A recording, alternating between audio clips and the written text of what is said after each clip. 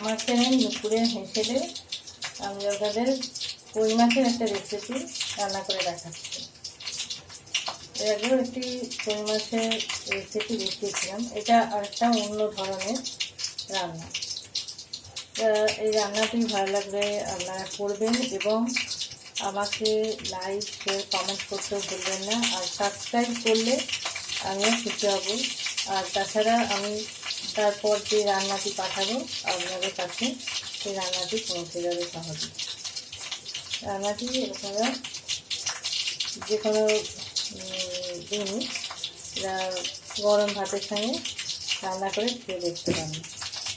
কই মাছগুলো ভালো করে পরিষ্কার করে ধুয়ে নুন হলুদ মাখিয়ে ভালো করে ভাজতে দেওয়া হয়েছিল।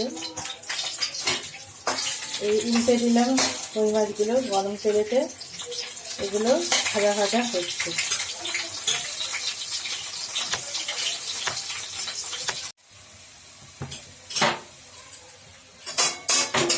টমেটোর জলটা মরে এসেছে এবং দেখুন তেল বেরিয়ে এসেছে, তেল ছেড়ে ছেড়ে গেছে, তার মানে মশলাটি কষা হয়ে গেছে। এরপর আমি এর মধ্যে একটু দুধ মিশিয়ে দেবো। দই যদি বাড়িতে না থাকে বা কিনে আনা সম্ভব না হয়, তাহলে ঘরে থাকা দুধ থাকলেই হবে। এই দুধ এর মধ্যে ঢেলে দিলাম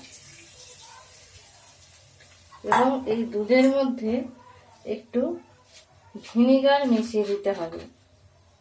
ভিনিগার মেশালে এটা একটু দই দই মতো কেটে কেটে যাবে, যেরকম দই হয়, এবং টেস্টটাও দইয়ের মতোই হয়।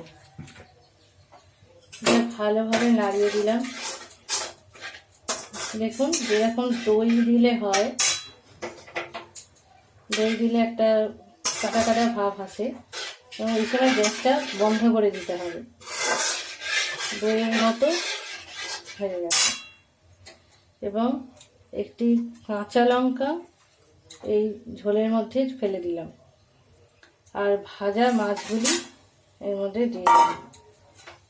ভাজা মাছগুলো ভালো করে ঝোলের সাথে ওলট পালট করে মিশিয়ে দিতে হবে, যাতে এটা ঝোলের মধ্যে মাছটা ডুবে যায় ভালোভাবে। এবার আমি গ্যাসটা জ্বেলে দেবো। গ্যাসটা জ্বেলে দিলাম।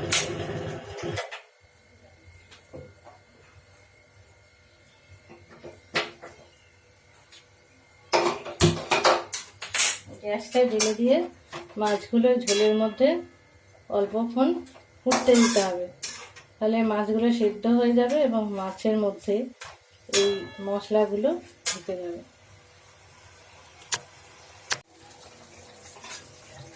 মাছগুলো ঝোলের মধ্যে দিয়ে ফুটে নরম হয়ে গেছে। এবার এর মধ্যে আমি এই কড়ার মধ্যে একটু চিনি মিশিয়ে দেবো। যেহেতু এটা টক টক, তাই একটু ব্যালেন্স আনার জন্য একটু চিনি দিতে হবে। এই চিনিটা মেশালে এটার একটা টক মিষ্টি স্বাদ আসবে। দিয়ে একটু ভালোভাবে এটা নাড়িয়ে দিলাম।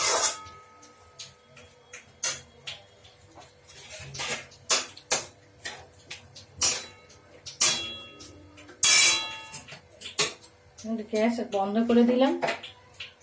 এই দেখুন আমার কই মাছের রান্নাটি সম্পূর্ণ হয়েছে। এটি আমি এই পাত্রের মধ্যে কড়া থেকে ঢেলে ফেলছি।